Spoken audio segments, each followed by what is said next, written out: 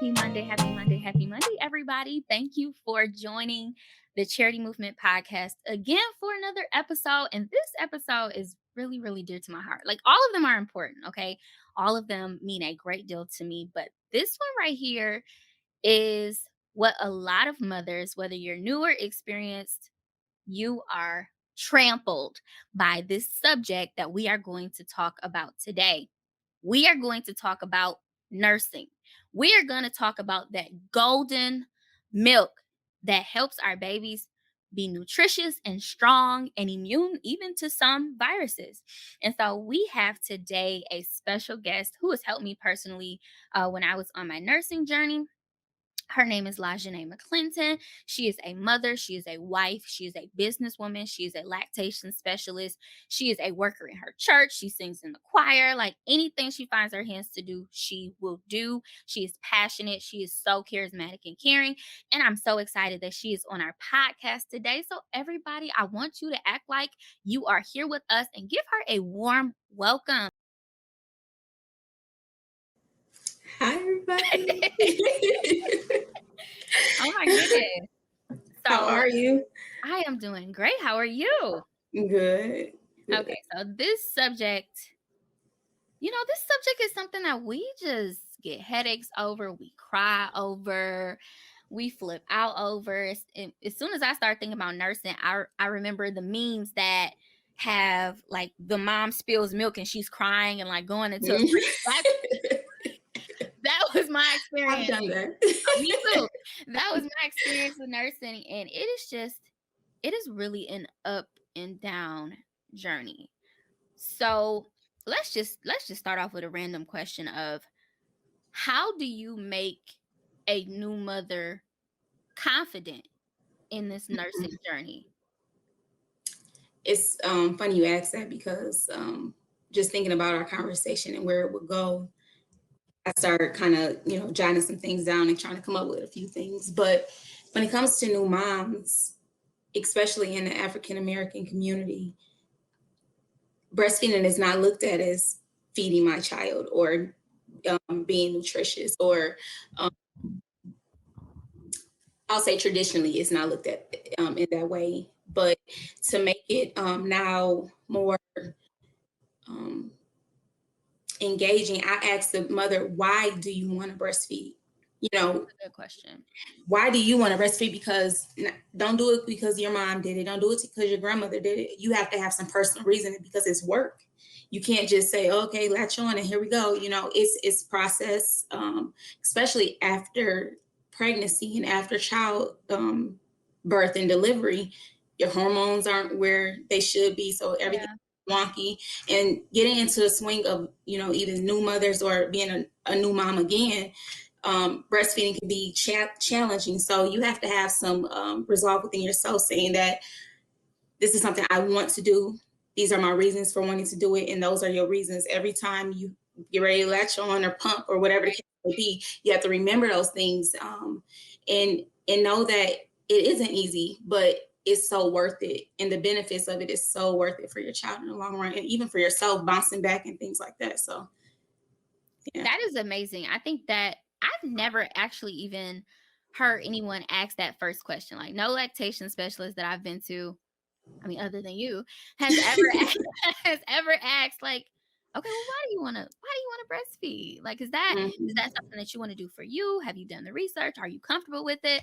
And I think that's a great question, because that makes us think about it and decide whether or not we are able to make that commitment, because it is a commitment. It really is. It's a big commitment, and going into it, I think educating yourselves is a big thing, because, like I said, traditionally for us as Black women, going all the way back to even slavery, the Black women would nurse the master's children and would nurse because they couldn't afford formula or the things that, other women could. So it looks like it was a negative thing, but it's really the best thing that you can offer your child. And in doing that, viewing it in a positive light, getting education on not only the benefits, but how to do it.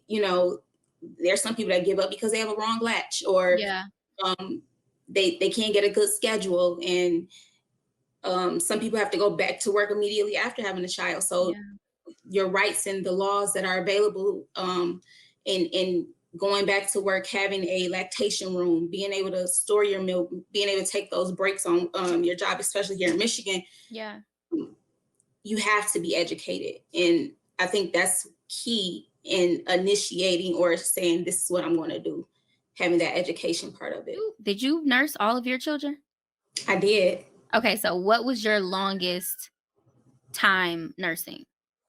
A year, 12 months. Okay, that is good. And you were exclusively like nursing. Were you pumping too? I was pumping too, pumped with all of them because I did return back to work. Okay. The younger two, at the time I was working for where I work now, the state of Michigan, and I returned after my maternity leave, and I had to pump at work and, keep a good pattern with Nathan, though, I was younger, so I had the opportunity to exclusively breastfeed, and then I was able to use the pump and things like that to build up my milk and my supply. So, Oh, wow. Yeah. So why did you want to become a lactation specialist? Like that's not something that is or that was popular in the African American community, especially, but why? Why was that important to you? that's exactly why it's important to have a support system. We really didn't. And Yeah. um, I think for me, in the beginning of my motherhood journey with Nathan, who will be 13 this year, Oh my gosh. I I made it up in my mind, as a single mom, because I wasn't married at the time, having a child, and coming from my background, I already felt some type of guilt or remorse, and not feeling 100% confident in being able to just walk in a room with a child and Yeah. confidently do that. So I made up my mind, my parents aren't going to raise my child. I'm going to raise my child. I'm going to give my child the best that I can give them. Obviously, they supported me and us, but I wanted to be that person for my son. I wanted to be a good mother. I wanted him to have the mother that I had. So I did the research, and I was 20 years old, but I figured it out. I've seen women, I had a village where I was able to see women nurse their children and rear them. So that was something I wanted to do. And because I had a child young, I was one of the first mothers in my circles. So as my friends began to become mothers and, get married and start families, Yeah. asking questions because now I'm experienced. Mm. It came so naturally to me. It just something I enjoy. I have a passion for.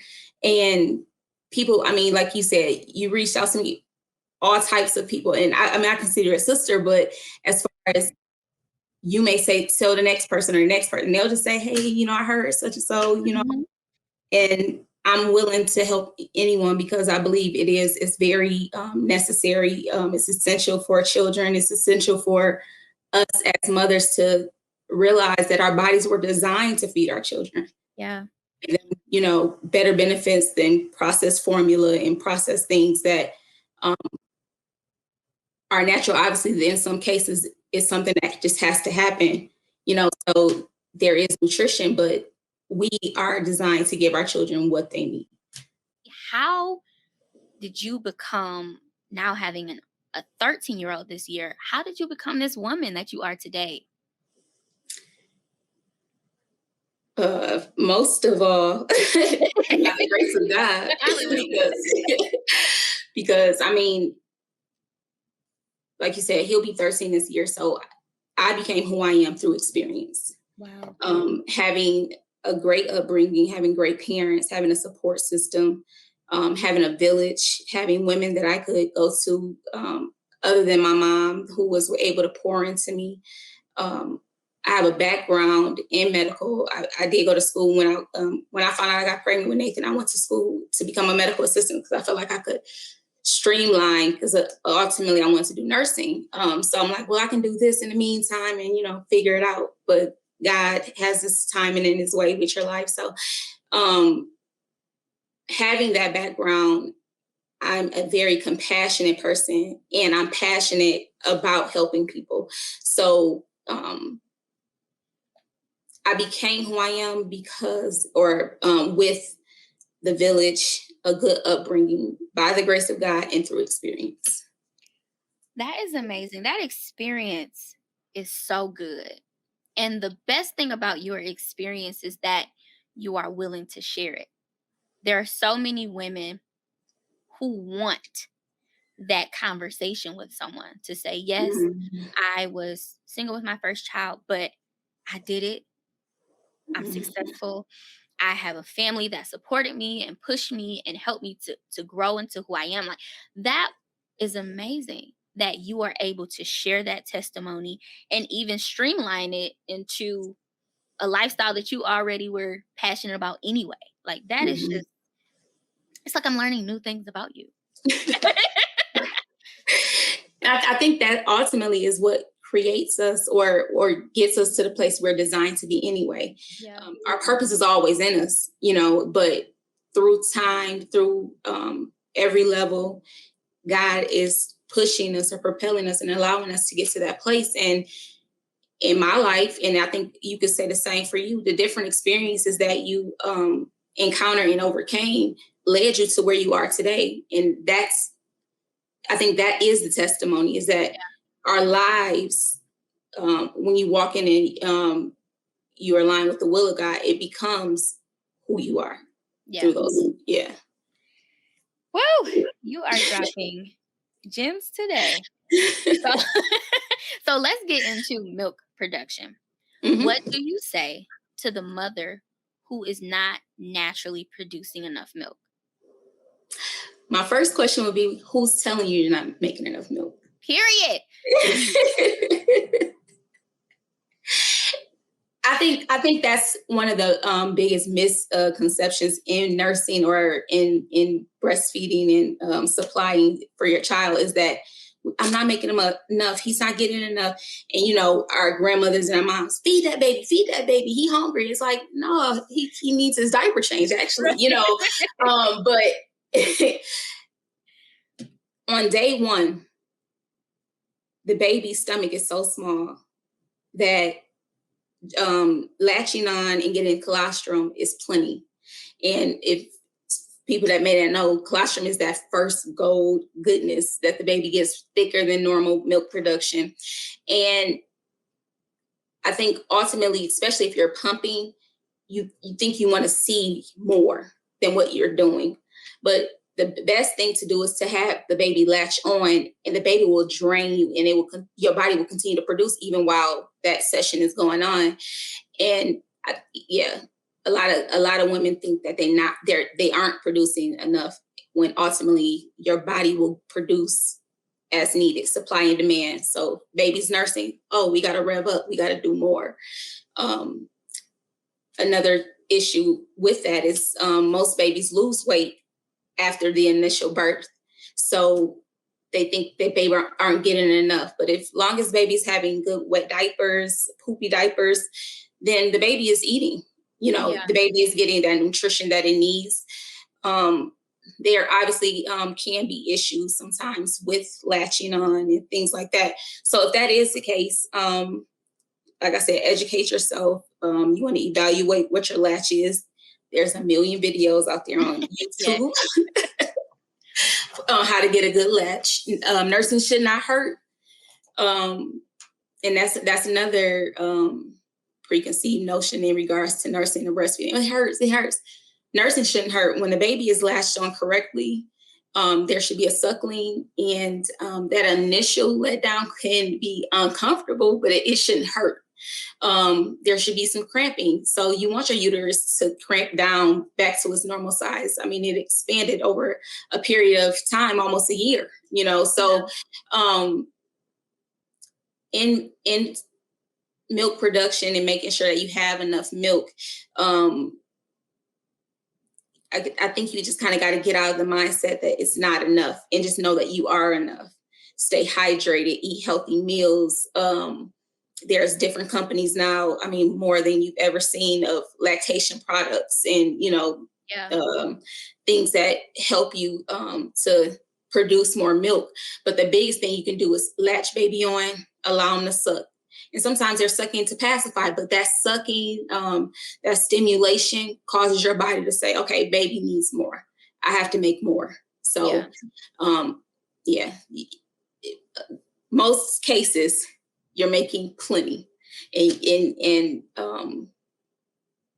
I think sometimes the worst thing you do is pump, because pumping is a artificial suck. So the body isn't getting stimulated as if the baby was latched on. I mean, there's even receptors in the nipple that takes from the baby's saliva to know exactly what the baby needs. If baby's getting sick, it'll produce a different type of milk.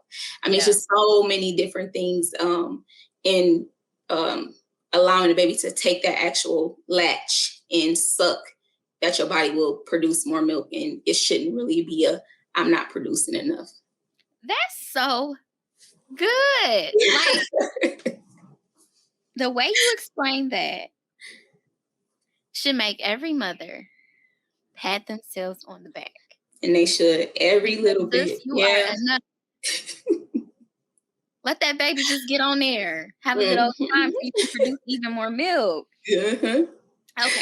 So we talked about how to start that nursing journey, how to be comfortable with the amount of milk that you're producing. You even brought along and answered the question about, how important is your diet and hydration, and making sure that you're eating well and enough, because a lot of times when you nurse, it's like you forget to eat, doing all this stuff. You have to eat. Have to eat. Yes. Eating, staying hydrated. And like you said, sometimes you do forget because you're just so in a lieu of things. And what I will say is, you're remembering to eat and you remember and stay hydrated. And even after you have the baby, remember to take your prenatal vitamins and different things like that, because there's different deficiencies that the baby and the placenta has sucked out of you to provide for life, that you need some restoration in. And if you don't eat, baby's gonna get what it needs. The body will produce the milk, but you will be tired. You will be drained. You will feel terrible, but the baby gonna get what it needs. The body will pull it from your bones. It'll pull it from your blood. And I mean, this is just the reality. The body is gonna give the baby what it needs, but we suffer. So nursing and staying healthy and staying hydrated is for both mom and baby. Awesome. So we talked about production. We talked about the journey of breastfeeding.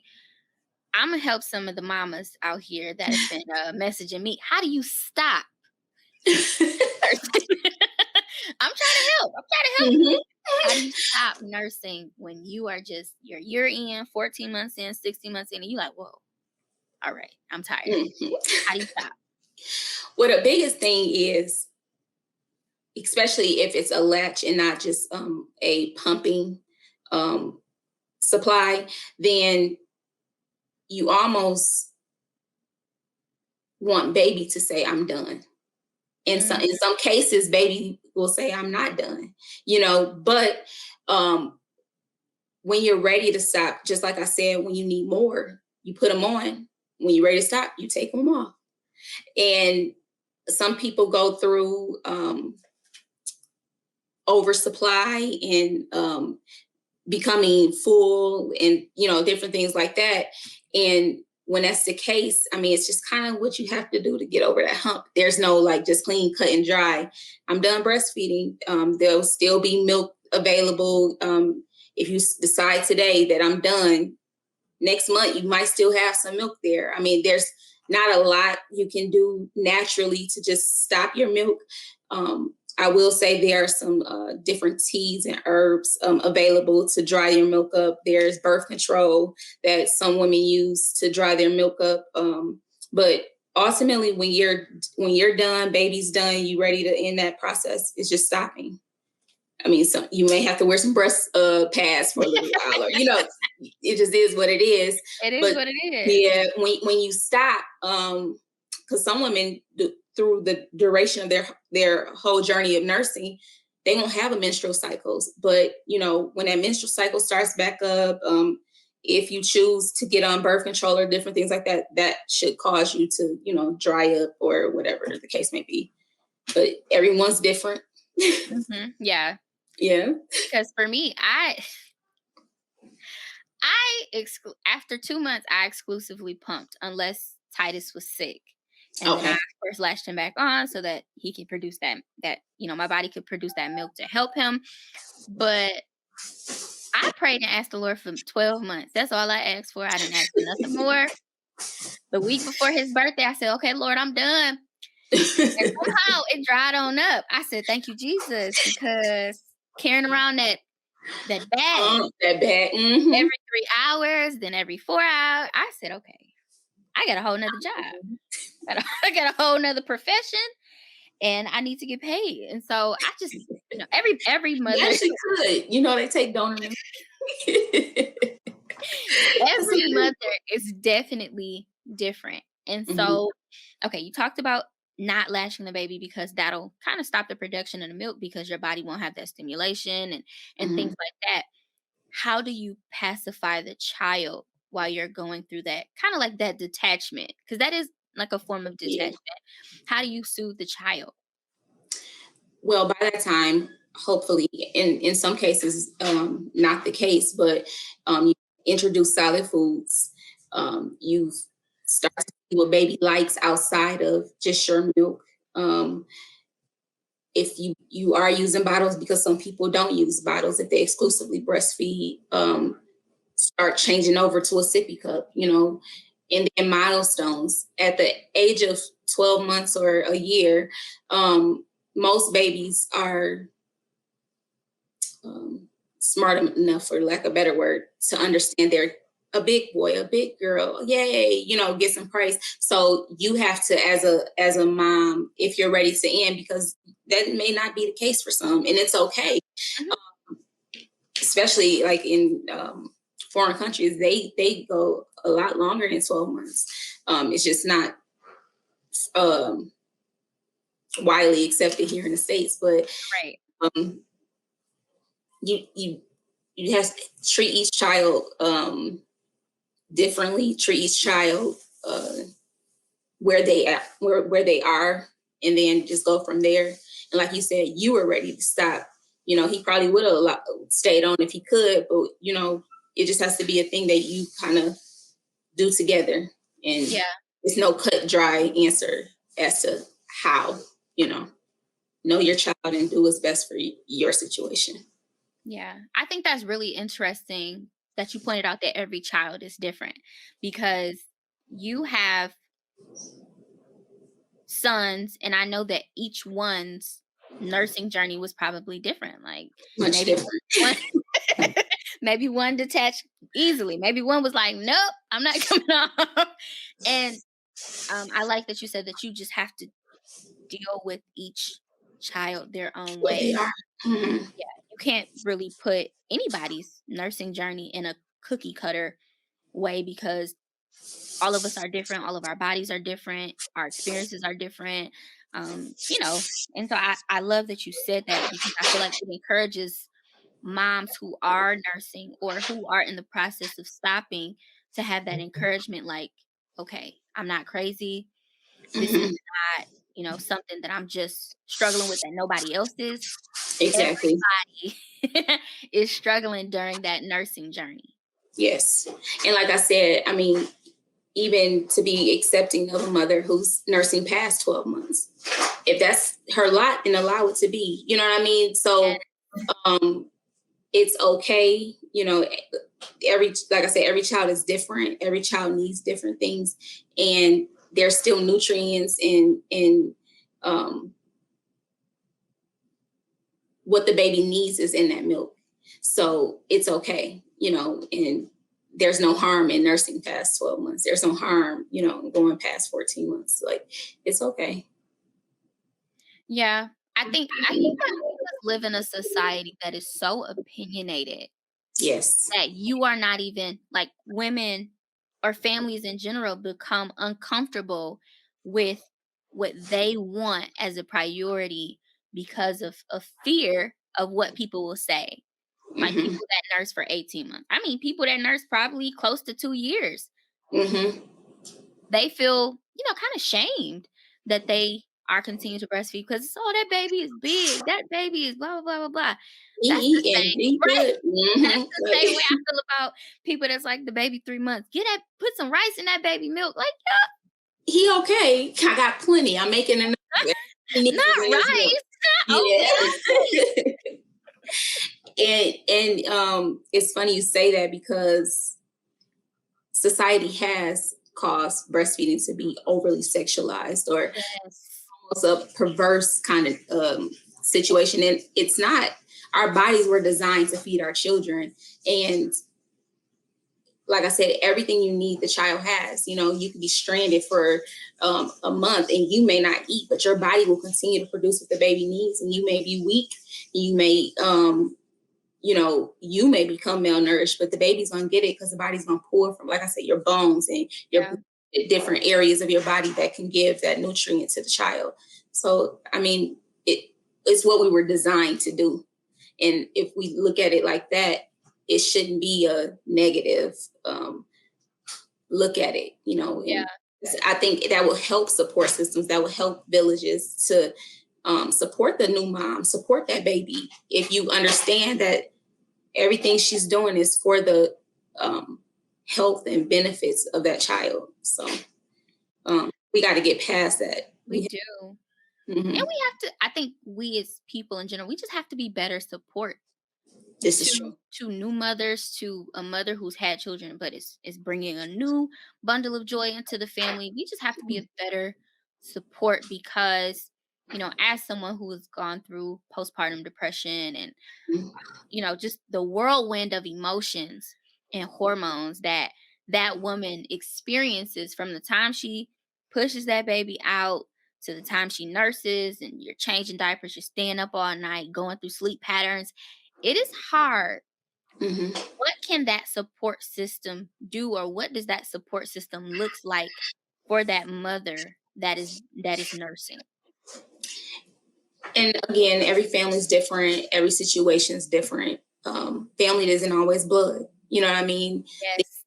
Even on Facebook, there's a couple of different groups that, different women join together.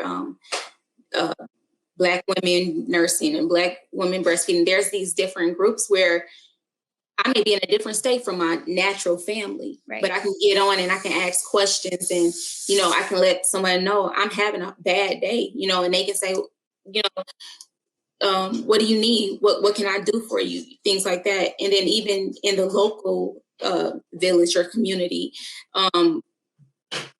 the outsiders, I feel like, need to know that the mom, although, especially like if you're exclusively breastfeeding or something like that, because they feel like, well, I can't feed the baby, she got to feed the baby. Just be there. Sometimes Yeah. just being there. And I know, like, for my sister who just recently had twins, that was a different thing. This is her third pregnancy, but now you have two. Yeah. So sometimes, I just go over what you need. You know what I mean? What can I do? If it's rocking the babies while you take a nap, if it's throwing a load of laundry in the washer, having that support can take the load off the mom sometimes. And I know that's not everyone's case and not everyone's situation. And then for moms, knowing that if I need help, I need to reach out. I need to Yes. let somebody know. And it's okay to need help. Like, you're new. And even if it's your fifth child, this is still a different pregnancy, a different time. And reach out and let someone know, I don't know what I'm doing, or I need help. Or if you could just bring me something to eat. I can't cook. I don't feel like it, whatever it is. I just want to take a shower, so we have to be able to find people and be okay with asking for help. And then people on the outside have to be okay with asking if you need help, and just being there, and I've seen women who, and I've suffered with postpartum depression as well. When you going through that, you expect other people to see it. Yes. And a lot of times it's hard for me to say, I'm down, I'm out. And sometimes you don't even realize that's what's going on. Yes. It's new. Everything's new. Like you said, hormones are up and down, but having that support system really helps, where I can see something's not right. Is Yeah. everything okay? What can I do? So finding those confident or confidants, I should say, that you can trust and depend on and lean on. And then if you know you need help, to ask for it too. So That is so good, because when we don't communicate what we desire, will never be fulfilled. that's And good. I think that especially when you are, married, and, both of you guys are at home, and, the man, well, especially when you're exclusively nursing too, the guy sleep, and then you up and you pumping, and you just sitting there and you mad, and then you get mad at her because like you sleeping, getting all this rest. I'm up here just slaving. And I appreciate it. That really made me look at, my husband in a different light, because he would stay up or he would let me sleep. Mhm. And I remember it so fondly because my best friend, shout out to Brenda and Tiana, both of them came up and like cleaned my house and did all that stuff when I was nursing. But Brenda was taking care of Titus because she was like, you guys need sleep. You guys look exhausted. Mhm. And Bernard was taking a nap, and he hopped up and was like, "Where's the baby? Where's the baby?" And I was like, "Oh my gosh, he is sleep I'm deprived." trying to sleep. I'm like, "He is sleep deprived." And I knew that I was sleep deprived because, Mhm. nursing and just taking care of the baby. But like, we never know what What? these men are dealing. He was like, he had like PTSD or something. He just hopped up and was like, "Where is he at? What is he doing?" I'm like, Lord, It's fine. somebody, right? Take me out, He is, please. he is in a totally different part of the house. Please be quiet. But I think that communication is so good. And it took me, to be honest, it took me going to therapy and talking to Mhm. people, and somebody telling me, like, what is stopping you from just saying you need help? And I Mm. think the thing that was stopping me was, okay, well, if I say that I need help in a certain area, like, I'm nursing, I'm doing all this stuff, and I just need somebody to bring me something to eat, or I just need somebody to do my laundry. Well, they're gonna think I'm weak, or they're gonna think I'm not Mhm. prepared to be a mother. And it's like, no, even when you have multiple children, that's still a new experience. And you're not supposed to Yes. know everything. That's why you need a village. And in Mm. other cultures and countries, I've had friends where their parents have come from different countries And to stay stay with. with them for Mhm. months and take care of the baby with them. Like, you not supposed to do this thing by yourself. That's true. I don't know who can survive Mm. doing that by yourself. Like, you literally birthed a whole person. And then Your while you're body has to healing, heal. Exactly. Exactly. you still have to take care of someone else and prefer them Mhm. over yourself. If Yes. that's not sacrifice, I don't know what is. And the fact that you have multiple children and you've done this so well multiple times, I have to stop and just say kudos to you. No, kudos to you. You Every make this mother is thing look so hair late. Hair late. And let me say, I have a village, and that's why I can say that, it takes someone. I mean, even now, working from home, 3 children, 2 in school, entertaining the third, all that. My mom still will pop up and do a drive by. You know what I mean? And I'm appreciative. She'll stop by, bring dinner. Like, like I said, everyone doesn't have that, and so I know that I'm blessed for it, and I'm grateful and I'm appreciative. But if you don't have that in your natural family, like you said, it's okay to ask. It's okay to link up with some other people that you can consider family and village, Yes. and come together. I think what we have, especially growing up in the church and being in churches, is that when you don't have your blood there, you have people in your church that you can love on, and that can, especially when you let them know what the need is, come together and help you. So, I mean, we need to do better, I think, making ourselves available, and then also asking for help. Like, it's okay to be in need sometimes. Yeah. And that brought up a different question in my mind, was how can our local churches be of service to new mothers, new families, and Hmm. new women who nurse? Hmm. I think, like I said, I spoke earlier to workplaces and laws that are in place and having rooms and different things like that available. We know, well, right now we're in a pandemic, but we know that um, there are families, especially if you're a growing church, there's going to be new moms and new pregnancies and people getting married and, things like that. We need to make it our business to make sure there's a lactation room or a nursery or something available to those families, a changing room, something other than the restroom. Yeah. I'm not going to eat dinner in a bathroom. My child shouldn't have to eat in a restroom. There should be facilities, available.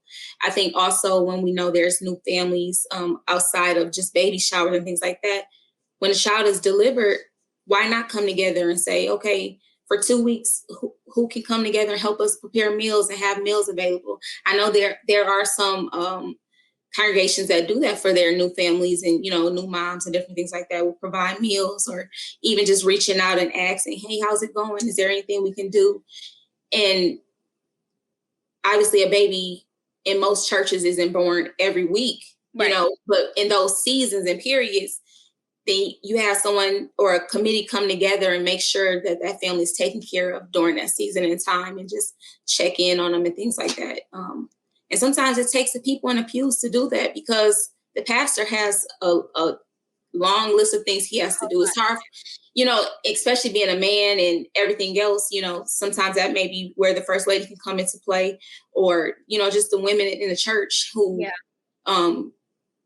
probably are more nurturing to that and different things, to come together and just make sure those new families, new moms have what they need during those times. Yeah. And even in congregation, a baby's not getting born every week, and y'all got 9 months to plan. This is good. I got 9 months to plan 2 weeks worth of food. I think that's so good that you brought that up, because I know that with my experience of nursing and pumping, there were many churches that I visited without anywhere for me to pump. I remember getting like adapters and all that stuff for my car, because I would have to go to my car in the middle of service or whatnot and pump, because there was nowhere for me to do it. And I think that speaks to us of making sure we're conscientious of not just the lives in the pews, but the lives in the wombs too. That's good. They want to have a sanitized place to eat as well. You wouldn't eat, you wouldn't eat on top of a trash can. So you shouldn't expect for the babies to eat, in those places. In those places.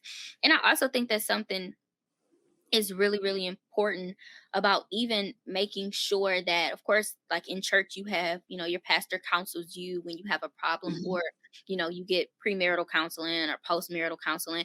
But we also need mental health counseling for the mothers and the fathers, because the stuff that goes through your mind after you have a child, even when you're tired and you're exhausted and you all of a sudden feel guilty that you want rest, or you want time away. Yes. A lot of us have gone through that detachment of, well, I want some time alone, but if I do ask for time alone, that makes me a bad mom. And it does not at all. And so I think that we have to do a better job collectively to be a holistic support to the people that we serve. That's good. And then also, I mean, like you said, and even sometimes it may not necessarily even be in a church. Like, let's make it okay to go to counseling in general. I mean, there's a lot of faith-based counseling centers and different things like that. And just talking through some stuff, sometimes hearing yourself speak those things is a release, and someone listening and being able to help you kind of navigate through that is totally fine. And I think for us, oh, she in therapy, she crazy. Oh, she in therapy, what's going on with her? We have to throw that away. We have to stop thinking that way. And it's okay, especially now in a period of isolation and separation. People, the extreme amount of loss that we've endured, over the past year and different things like that. People are living in hard times, and it's okay to talk through that. It's okay to say, I'm not having a good day, and I know, yes, the joy of the Lord is my strength. I know that, but I need someone to talk to. I need someone to hear me. I need someone to speak into me because I'm down today. So we have to be okay with that. We have to allow people to get the help they need. You know, when people walking around with issues, people looking and got stuff to say, but then when they go get help for those issues, then you got something to say about that. It's like, okay, well, what? They're never going to be satisfied. They won't. And so in order to be the best you can be, take care of you. And Take care of that's you. hmm and even in motherhood, like you were saying, feeling guilty and different things like that. I can't be the best mom to my children if I don't feel good myself. That's right. If I need to get away to just kind of collect things, or I need, date night or whatever the case may be, it's okay. It's okay. Yeah. And so, okay, so the last question is, do you have anything that you would like to announce or any project that you've been working on? Well, yes, I've been working on my Doula services, and I'm looking to do a launch in August, which is actually National Breastfeeding Awareness Month, and it's my birthday month. So Me too. yes, August. I plan to launch then.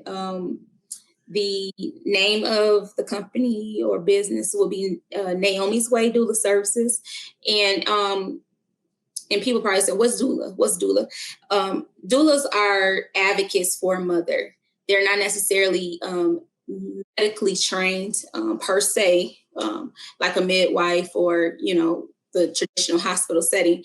But we focus on the needs of mothers, offer mental, physical, and emotional support, and we advocate for your birthing plan and what you want to see and expect. So that's coming soon. Of course, lactation will be a part of that.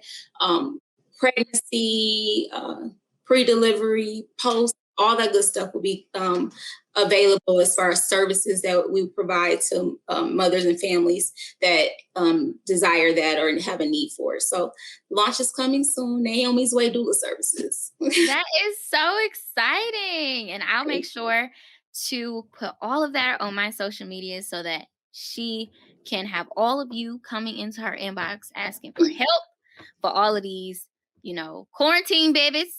Yes. So she can help y'all out. Oh my goodness. I have thoroughly enjoyed this podcast. I know that there are mothers and families that have been encouraged just from all of the education and experience that you have acquired over time and through being a mother. Thank you so much for being on the podcast today. It's my absolute pleasure. I'm glad you called on me. So No problem. Oh my goodness. Thank you guys for tuning in today. I hope that you like, comment, and subscribe on our YouTube as well as visiting our audio platforms for streaming as well. And remember that the only one stopping you is you. See you soon.